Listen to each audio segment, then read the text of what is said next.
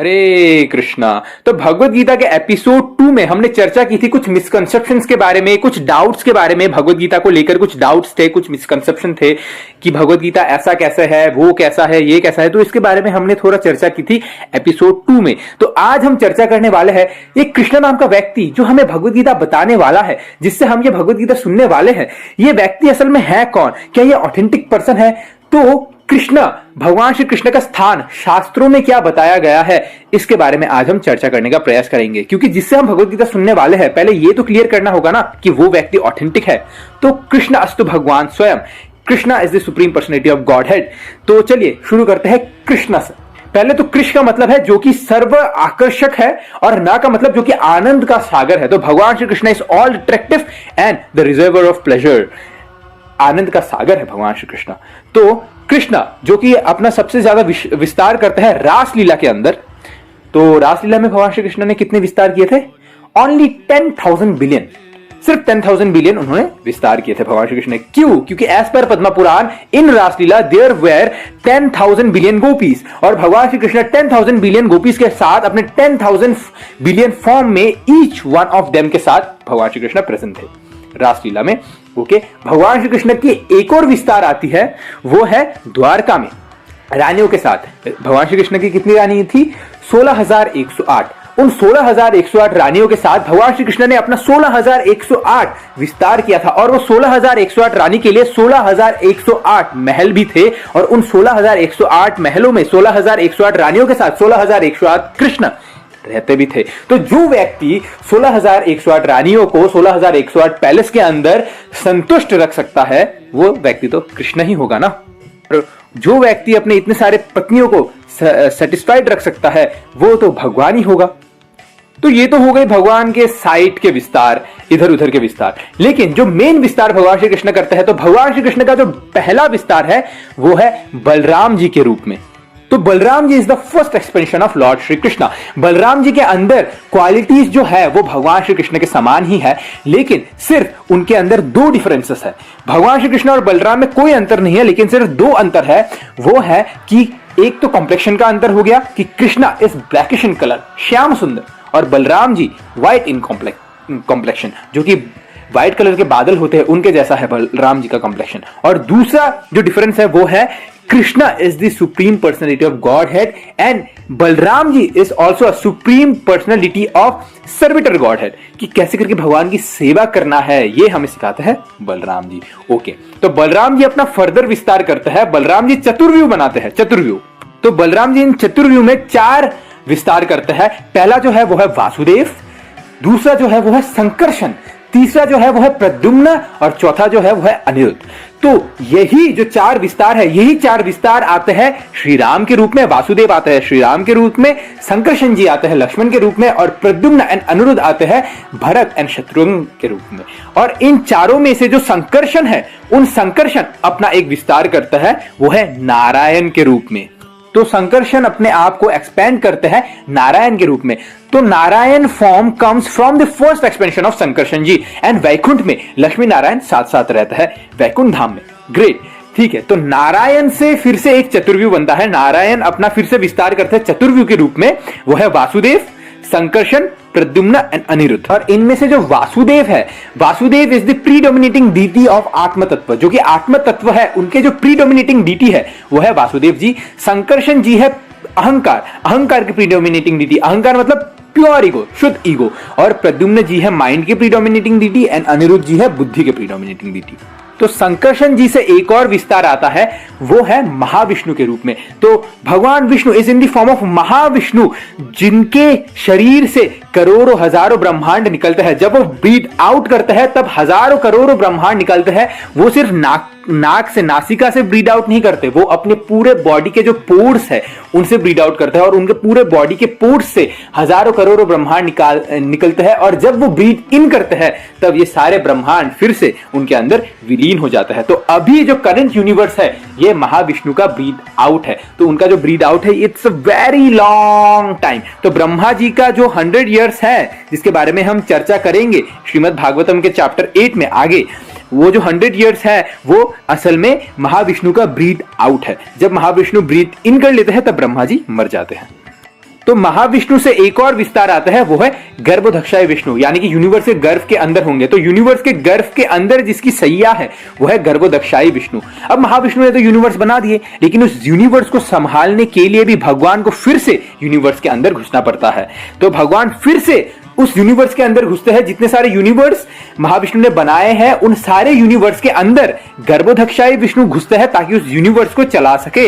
तो यूनिवर्स के अंदर घुसते हैं गर्भोदक्षाय विष्णु, और उन्हीं गर्भोदक्षाय विष्णु बाकी के यूनिवर्स बनाते हैं। उन्हीं गर्भोदक्षाय विष्णु के नाभि से उदित होता है एक कमल। उस कमल में ब्रह्मा जी जन्म लेते हैं, उस कमल में ब्रह्मा जी प्रकट होते हैं, और ब्रह्मा जी जो 14 प्लेनेटरी सिस्टम बनाते हैं, जो मेटेरियल यूनिवर्स बनाते हैं ब्रह्मा जी, जो ब्रह्मांड बनाते हैं ब्रह्मा जी, उस ब्रह्मांड के अंदर घुसते हैं क्षीरोदक्षाय विष्णु।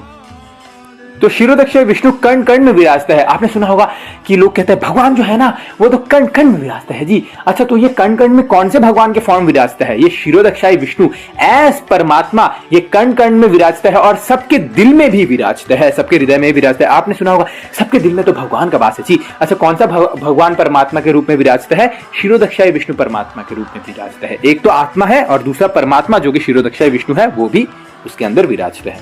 तो ये जो 3 विस्तार है जो कि आया है, महाविष्णु, गर्भोदक्षाय विष्णु और क्षीरोदक्षाय विष्णु, इन तीनों को कहता है पुरुष अवतार।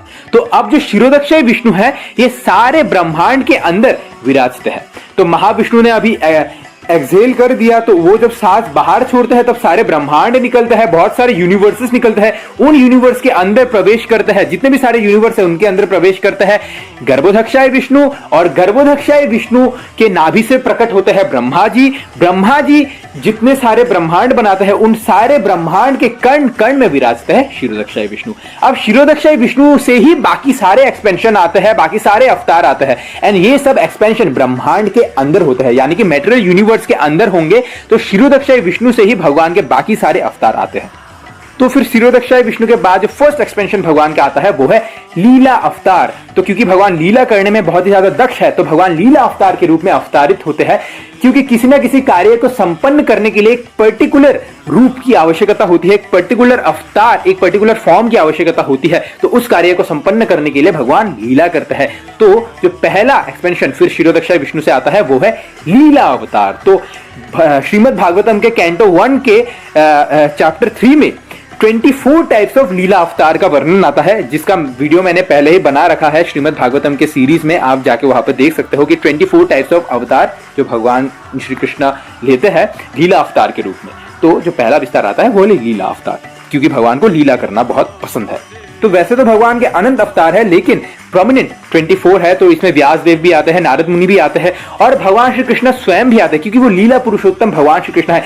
उनको बेसिकली अवतार में काउंट कर लिया जाता है, टीवीज में दिखाते हैं वो अवतार है, लेकिन वो अवतार नहीं है। भगवान श्री कृष्ण अवतारी है, जिससे सारे अवतार आते हैं और वो स्वयं भी आते हैं।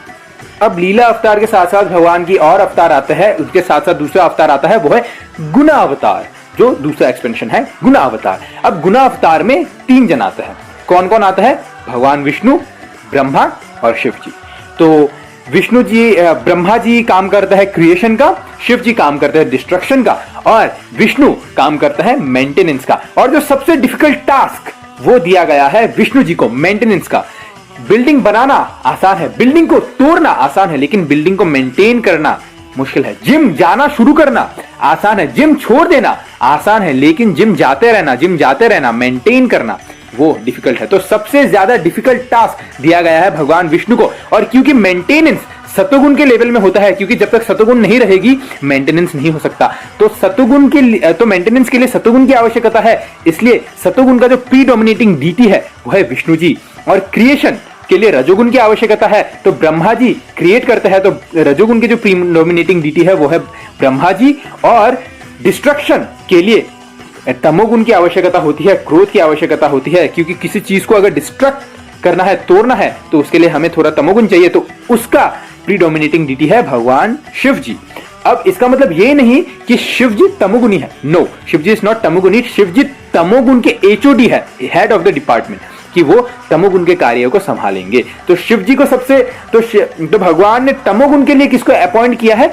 शिव जी को, क्योंकि शिव जी क्योंकि वो परम वैष्णव है और भगवान के शुद्ध भक्त है, तो तमोगुण के कार्य करना लेकिन तमोगुण में लिप्त ना होना, इसके लिए बहुत ही ज्यादा प्योरिटी चाहिए होती है, बहुत ही ज्यादा भक्ति चाहिए होती है। और ये कार्य कौन कर सकता है? सिर्फ शिव जी ही कर सकता है। तो इसलिए शिव जी को चुना गया है डिस्ट्रक्शन के लिए, तमोगुण के कार्य करने के लिए शिव जी को चुना गया है। लेकिन Shiv ji is not in तमोगुण, शिव जी तो दिव्य है, शिव जी तो गुणातीत है, तीनों गुणों के परे है। और विष्णु जी भी सतोगुण में नहीं है, विष्णु जी भी तीनों गुणों के परे है, सत्वगुण के प्रीडोमिनेटिंग डीटी है वो, लेकिन तीनों गुणों के परे है। तो शिव जी को काम दिया गया है डिस्ट्रक्शन का, तो जितने भी सारे तमोगुण के कार्य है वो बिना शिव जी के परमिशन के नहीं हो सकते, क्योंकि Shiv ji is the HOD, head of the department of तमोगुण। तो जितने भी सारे तामसिक जीव होंगे, भूत होंगे, पिशाच होंगे, भूत प्रेत पिशाच, भांग पीने वाले, नशा करने वाले, जितने भी सारे तामसिक जीव होंगे उनका उद्धार करने का जिम्मा शिव जी को दिया गया है। It is such a difficult task, तमोगुण के कार्य करना लेकिन तमोगुण में लिप्त ना होना, इसके लिए बहुत ही ज्यादा प्योरिटी चाहिए होती है। और क्योंकि वैष्णव नाम यथा Shambhu, Shiv ji is the greatest वैष्णव, परम वैष्णव है भगवान शिव, तो ये कार्य उनको दिया गया है। तो क्योंकि कोई भी डिफिकल्ट टास्क के लिए हम अपने सबसे ज्यादा बेस्ट ऑफ द बेस्ट इंसान को चुनते हैं, best of the best employ को चूज करते हैं, तो भगवान श्री कृष्ण ने भी शिव जी को चूज किया है। तो ये जो ब्रह्मा विष्णु महेश है ये तो सिर्फ गुण अवतार है। तो कुछ लोग कहते हैं ये सनातन धर्म है क्या? आखिर में ये सनातन धर्म तो ब्रह्मा विष्णु महेश यही तो है सनातन धर्म। नो, ये तो सिर्फ गुण अवतार है। अगर आप पूरे ट्री को समझेंगे, अगर आप पूरे फ्लो चार्ट को समझेंगे, तभी आपको पता चलेगा ये पूरा सनातन धर्म आखिर में क्या है। तो गुण अवतार के साथ साथ एक और अवतार आता है भगवान का, वो है आवेश अवतार। अब ये आवेश अवतार वास्तव में क्या होता है? आवेश अवतार मतलब पावर ऑफ अटॉर्नी दी जाती है लोगों को। जैसे कि कंपनी के अंदर होता है कि एक विशेष व्यक्ति को कुछ महीनों के लिए एक विशेष पावर दी जाती है फॉर अ सर्टेन पर्पस। जैसे आपने नायक मूवी में देखा होगा, एक दिन के लिए तुम प्राइम मिनिस्टर बनो, तो उनके सिग्नेचर में, नायक मूवी में जो अनिल कपूर है, उनके डिसीजन में, उनके सिग्नेचर में उतना ही दम होगा जितना एक प्राइम मिनिस्टर का है। तो वो पावर ऑफ अटॉर्नी दी गई थी अनिल कपूर को, ताकि वो प्राइम मिनिस्टर का काम एक दिन के लिए कर सके। तो फॉर अ टाइम बीइंग भगवान अपना शक्ति का आवेश करते हैं, अपने पावर ऑफ अटॉर्नी किसी व्यक्ति को देते हैं, ताकि वो भगवान का प्रसार प्रचार, एक पर्टिकुलर टास्क को वो आगे बढ़ा सके। तो आवेश अवतार में दो डिविजन्स आती है, एक है भगवत आवेश, गॉडली एम्पावरमेंट, जिसमें आते हैं भगवान कपिल देव और ऋषभ देव, और जो दूसरा पॉइंट आता है वो है पोटेंसी, सिर्फ अपनी शक्ति को देना, पावर ऑफ अटॉर्नी को देना, वो उनमें आता है। जैसे नारद मुनि आ गए, तो नारद मुनि के अंदर भगवान ने आवेश किया है भक्ति की शक्ति का। जो जब शक्ति का आवेश होता है वो पोटेंसी का, जैसे दो डिवीजन मैंने बताया, एक है भगवत आवेश जिसमें कपिल देव और ऋषभ देव आते हैं, और दूसरा है शक्ति का आवेश जिसको शाक्तावेश अवतार कहता है, उसमें नारद मुनि आती है। नारद मुनि के अंदर भगवान ने अपना भक्ति की शक्ति का आवेश किया है कि अगर किसी को भक्ति देंगे तो नारद मुनि उसको भक्ति देंगे। जैसे बड़े बड़े दिग्गजों के गुरु हुए हैं नारद मुनि, वाल्मीकि के गुरु कौन? नारद मुनि। वेद व्यास के गुरु कौन? नारद मुनि। ध्रुव महाराज के गुरु कौन? नारद मुनि। प्रहलाद महाराज के गुरु कौन? नारद मुनि। तो बड़े बड़े जो दिग्गज है, मृगारी के गुरु कौन? नारद मुनि। और भी बड़े बड़े जो दिग्गज है उनके गुरु नारद मुनि हुए। वैसे तो नारद मुनि को एक कार्टून की तरह दिखाया, नारायण नारायण ये करते रहते हैं Narad Muni. No, he is not a cartoon, he is a para dukhi वैष्णव। वो दूसरों को दुख को देखकर दुखी होते हैं, फिर उसको भक्ति देते हैं, उसको सोल्यूशन देते हैं, वो है नारद मुनि। तो Narad Muni is not a clown, he is a शाक्तावेश अवतार ऑफ भगवान श्री कृष्ण, जिनके अंदर भक्ति की शक्ति दी गई है। और इसी शाक्तावेश अवतार के अंदर ब्रह्मा जी भी आते हैं।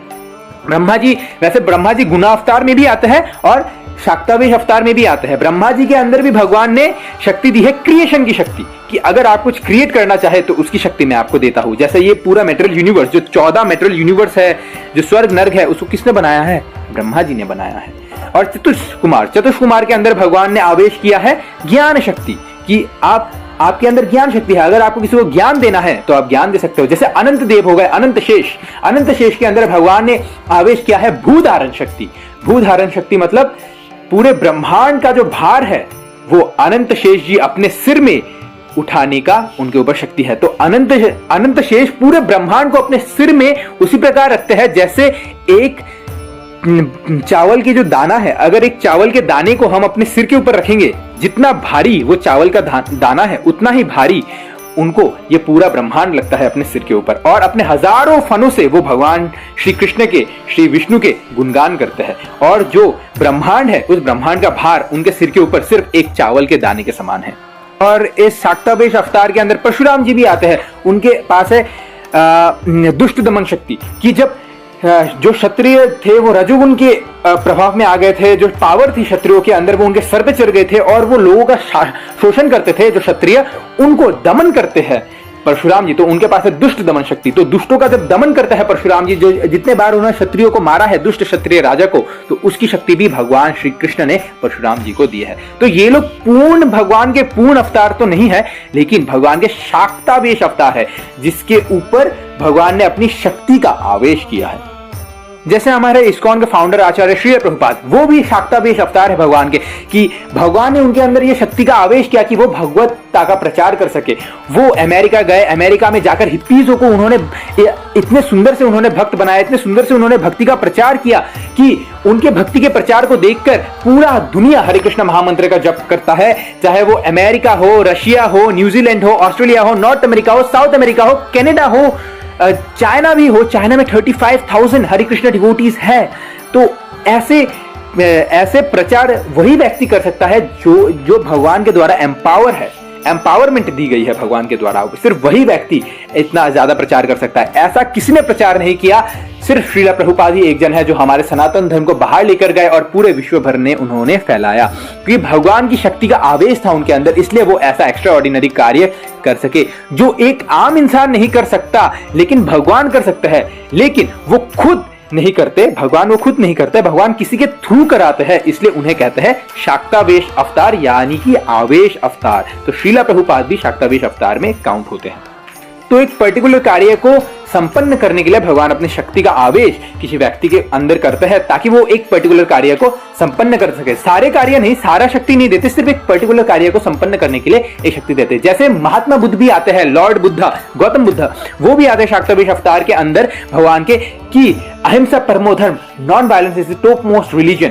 इसको प्रचार प्रसार करने के लिए भगवान ने उनके अंदर ये शक्ति का आवेश किया, ताकि ये नॉन वायलेंस का वो प्रचार प्रसार कर सके, और लोग जो कि पाप के कार्य में रत थे उनको नॉन वायलेंस में लेके आ सके, उनको सत्वगुणी बना सके, ताकि वो आगे जाकर कभी भी भक्ति कर सके।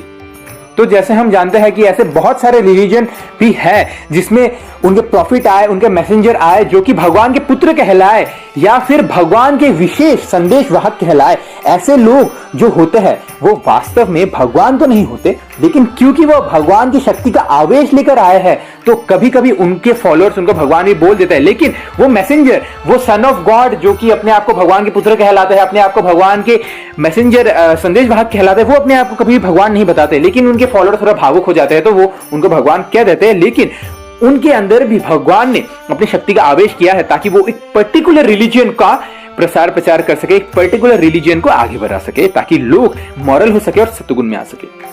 तो ये तो हो गई आवेश अवतार। तो हमने चर्चा की लीला अवतार के बारे में, गुना अवतार के बारे में, आवेश अवतार के बारे में। इसके बाद आते हैं युग अवतार के बारे में। युग अवतार मतलब एक पर्टिकुलर युग में एक पर्टिकुलर अवतार आता है, और बेसिकली जो युग अवतार होते हैं वो उस युग में सेल्फ रियलाइजेशन की क्या प्रोसेस रहेगी, कैसे करके हम सेल्फ रियलाइज हो सके, भगवत प्राप्ति कर सके, वो प्रोसेस देने के लिए आते हैं युग अवतार। जैसे सतयुग में आते हैं हंसा अवतार। ये हंसा अवतार हमें देता है मेडिटेशन, ध्यान लगाने की विधि।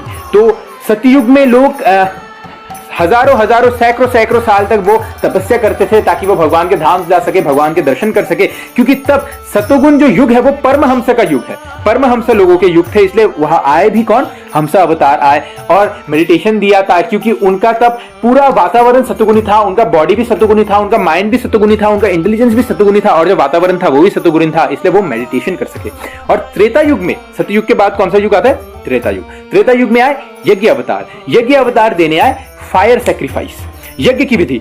ओम स्वाहा, ओम केशवाय नमः स्वाहा, ओम गोविंदाय नमः स्वाहा, ओम नारायण नमः स्वाहा। तो ये जो विधि देने आई, ये देने आए त्रेता युग में यज्ञ अवतार, कि आप कैसे फायर सैक्रिफाइस करके, कैसे आप यज्ञ करके भगवान के धाम जा सके।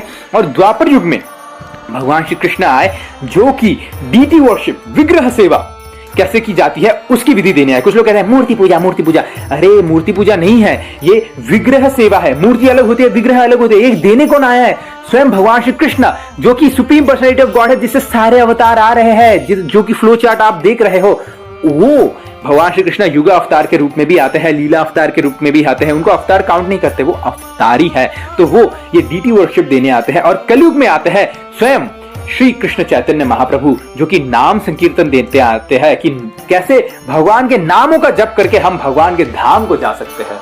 इति शोदक्षर नाम नाम कलिकल्मषनाशनम नत पर दरुपायो सर्ववेदिषु दृश्यते। ये जो 16 अक्षर का नाम है, हरे कृष्ण कृष्ण कृष्ण हरे हरे, हरे राम राम राम हरे हरे, ये जो 16 अक्षर है इस नाम में, ये 16 अक्षर सर्ववेदिषु दृश्य, सारे वेद इसी इति शोदक्षर नाम नाम कलिकल्मषनाशनम, इस नाम में ये शक्ति है कि ये कलयुग के जो कल्मश है उसको काट सकते हैं। और सर्ववेदिषु दृश्यते न तत्पर उपायो, और कोई भी उपाय नहीं है, सिर्फ हरि का नाम ही एक उपाय है। सारे वेद इस हरि के नाम को लेने का ही रिकमेंडेशन देते हैं। तो ये हरि का नाम देने आते हैं चैतन्य महाप्रभु, और हरि के नाम से हम कैसे भगवत धाम जा सकते हैं ये हमें चैतन्य महाप्रभु सिखाते हैं। तो Chaitanya Mahaprabhu is non different from Krishna, Shri Krishna Chaitanya, Radha Krishna ना ही अन्य। तो भागवतम में इनका क्या कलर्स है? जैसे हंसा अवतार वो है व्हाइट कंप्लेक्शन में, यज्ञ अवतार वो है रेड कंप्लेक्शन में, कृष्ण ब्लैकिश कंप्लेक्शन श्याम सुंदर, और चैतन्य महाप्रभु आता है गोल्डन कंप्लेक्शन में, गौर अंग, गौर रंग के जिसके अंग है वो है गौरंग। तो युग अवतार के बाद भगवान के एक और अवतार आते हैं, वो है मनवंतर अवतार। अब मनवंतर अवतार में मैं नहीं जा रहा, ये है कॉस्मिक टाइम के ऊपर कि कैसे 14 मनु है जो कि टाइम पीरियड है। एक तो मनु है, मनु और शत्रुपा, जिनसे सारी जनसंख्या आई, और दूसरा ये 14 मनु, ये टाइम पीरियड है। तो ब्रह्मा जी के एक दिन में 14 मनु बीत जाते हैं। इसके बारे में मैं अभी चर्चा नहीं कर रहा, ये बहुत बड़ा डिटेल फॉर्म में आता है भागवतम के 2nd कैंटो में, तो आप वहां से पढ़ लीजिएगा। तो ये जो 14 मनु है, ये 14 टाइम पीरियड है, ये भी भगवान के ही अवतार है। तो ऐसे करके हमने चर्चा की कि पुरुष अवतार, लीला अवतार, गुना अवतार, आवेश अवतार, युग अवतार और मनवंतरी अवतार, ये सारे जो है, जो बलराम जी से, कृष्ण से शुरू होके ये सारे युग अवतार तक जितने भी सारे हैं, मनवंतरी अवतार तक, ये सारे भगवान के एक्सपेंशन है। और ऐसा भी है कि एक एक्सपेंशन एक कार्य करता है और उसके साथ साथ वो दूसरा कार्य भी करता है। जैसे लॉर्ड ब्रह्मा जी गुना अवतार में भी काउंट होते हैं और शाक्तावेश अवतार में भी काउंट होते हैं। कृष्णा जो कि सबके स्रोत है, वो लीला अवतार में भी काउंट होते हैं, वो फिर युग अवतार में भी काउंट होते हैं। ऐसे तो भगवान श्री कृष्ण, तो दशा अवतार में एक्चुअली कृष्ण नहीं आता है, दशा अवतार में बलराम जी आता है। भगवान Shri Krishna is more than अवतार, भगवान श्री कृष्ण इज अवतारी, जिनसे सारे अवतार आ रहे हैं। तो जो टीवी में दिखाया जाता है वो तो बुक से नहीं लेते, तो अगर आप शास्त्र पढ़ेंगे तो आपको पता चलेगा इस फ्लो चार्ट के बारे में। तो जैसे हम आगे आगे बढ़ेंगे भगवत गीता में, जब भगवत गीता में आता है श्री भगवान उवाच, अब ये भगवान है कौन? जैसे यहाँ पे सारे भगवान है, बलराम जी भगवान है, नारायण भी भगवान है, वासुदेव भी भगवान है, संकर्षण भी भगवान है, लीला अवतार भी भगवान है, गुना अवतार भी भगवान है, आवेश अवतार भी भगवान है, युग अवतार भी भगवान है। लेकिन it's a hierarchy, but Krishna is the supreme personality of God है। तो जैसे हम पढ़ेंगे, जब हम जाएंगे भगवत गीता में, तो ये भगवत गीता बोली किसने? जिनसे सारे एक्सपेंशंस आ रहे हैं, वो कृष्ण ने ये भगवत गीता बोली है। जैसे एक कंपनी होती है, उस कंपनी के बाहर कौन रहता है? एक सिक्योरिटी गार्ड। अब अगर मैनेजर अंदर घुसे कंपनी के, तो वो सिक्योरिटी गार्ड क्या कहता है? Good morning sir. अगर सीईओ घुसे, गुड मॉर्निंग सर। अगर बोर्ड ऑफ डायरेक्टर घुसे, गुड मॉर्निंग सर। अगर एम्प्लॉय घुसे तो गुड मॉर्निंग सर। लेकिन एक हिरार्की में है, वैसे वो गुड मॉर्निंग तो सबको कह रहा है, लेकिन हिरार्की में जाता है। गुड मॉर्निंग अगर सीईओ को बोलता है और गुड मॉर्निंग अगर मैनेजर को भी बोलता है वो, तो इसका मतलब ये नहीं कि मैनेजर और सीईओ सेम है, लेकिन उनके साथ जो टर्म यूज किया गया है वो सेम है, लेकिन एज पर हिरार्की मैनेजर छोटा है, सीईओ बड़ा है। उसी प्रकार ये भगवान शब्द सारे इंकारनेशन, सारे एक्सपेंशन के ऊपर यूज किया जाता है, लेकिन एज पर हिरार्की कुछ इंकारनेशन छोटे हैं और कुछ इंकारनेशन बड़े हैं, और सारे इंकारनेशन के जो स्रोत है वो है भगवान श्री कृष्ण। तो जब हम भगवत गीता पढ़ेंगे ना, तो हम समझेंगे अच्छा ये पोजीशन है भगवान श्री कृष्ण की, जो जिससे सारे अवतार आ रहे हैं, वो पोजीशन है भगवान श्री कृष्ण की। तो माय गॉड, ये जो भगवत गीता है ये कितना स्पेशल है। ये जो 700 श्लोक है, जिसमें इन 700 श्लोक में जो 574 श्लोकास है वो भगवान श्री कृष्ण ने कहे हैं, और ये 570 श्लोकास जब हम सुनेंगे भगवान श्री कृष्ण के मुख से, जब हम भगवत गीता में सुनेंगे, तब हम सोचेंगे अरे ये सारे श्लोकास भगवान श्री कृष्ण ने कहे हैं, ये पर्सन जिससे सारे अवतार आ रहे हैं। तब हम और भी ज्यादा सिंसियर होकर और भी ज्यादा मन लगाकर भगवत गीता को समझ पाएंगे। तो श्रीमद् भागवतम जो कि परमहंस संहिता है उसमें श्लोक आता है एते चमसाः कला पुंसाः कृष्ण अस्तु भगवान स्वयं इंद्रियानु व्याकुलम लोकेन्द्र जयंती युगे युगे। ये भगवान श्री कृष्ण के बहुत सारे कला है, कला की भी कला है, कला मीन्स एक्सपेंशन, एक्सपेंशन के भी प्लेनरी एक्सपेंशन, उसके अंदर भी इंकारनेशन बहुत सारे हैं, लेकिन कृष्ण अस्तु भगवान स्वयं इन सारे इंकारनेशन के जो स्रोत है वो भगवान श्री कृष्ण है। और ये जो फ्लो चार्ट हमने आपको प्रेजेंट किया है, कुछ लोग कहते हैं इस कौन तो सिर्फ भागवतम को फॉलो करता है तो वो तो भागवतम से ही देंगे। नो डाउट कि हम भागवतम को फॉलो करते हैं और ये चार्ट भागवतम में भी आता है, लेकिन भागवतम के अलावा ये पुराणों में भी आता है। किसमें आता है? ब्रह्म वैवर्त पुराण में आता है, भविष्य पुराण में आता है, ब्रह्मांड पुराण में आता है, ब्रह्म संहिता में आता है, लघु भावनामृत में आता है और परमहंस संहिता जो कि ग्रंथराज श्रीमद् भागवतम उसमें भी आता है। तो ये फ्लो चार्ट आता है इन सारे शास्त्रों में। और भगवान श्री कृष्ण के भी अपनी एक आइडेंटिटी है। जैसे भगवान श्री कृष्ण बहुत सारे रोल प्ले करते हैं, द्वारका में एक रोल प्ले करता है, वृंदावन में एक रोल प्ले करता है और मथुरा में एक रोल प्ले करता है। बहुत सारे रोल लीला अवतार में भगवान श्री कृष्ण आते हैं, युगा अवतार में भगवान श्री कृष्ण आते हैं। तो ऐसे बहुत सारे रोल भगवान श्री कृष्ण प्ले करते हैं, लेकिन भगवान श्री कृष्ण की अपनी खुद की एक आइडेंटिटी है, वो है supreme personality of God head के हिसाब से। जैसे ऋतिक रोशन बैंग बैंग में एक रोल प्ले करता है, कोई मिल गया में एक रोल प्ले करता है, कृष्ण में एक रोल प्ले करता है, लेकिन ऋतिक रोशन अलग अलग रोल प्ले करता है, लेकिन उसका खुद का भी एक आइडेंटिटी है कि वो ऋतिक रोशन भी है। जैसे कोई मिल गया में ऋतिक रोशन का नाम रोहित है, लेकिन वो रोहित तो नहीं है ना, उसका खुद का भी एक आइडेंटिटी है कि वो ऋतिक रोशन है। तो उसी प्रकार भगवान श्री कृष्ण भी बहुत सारे रोल प्ले करते हैं, लेकिन भगवान श्री कृष्ण की खुद की भी एक आइडेंटिटी है, वो है Krishna the supreme personality of God head. तो आगे जब हम भगवत गीता पढ़ेंगे तो और भी ज्यादा हम फोकस के साथ पढ़ पाएंगे कि हाँ, ये जो व्यक्ति है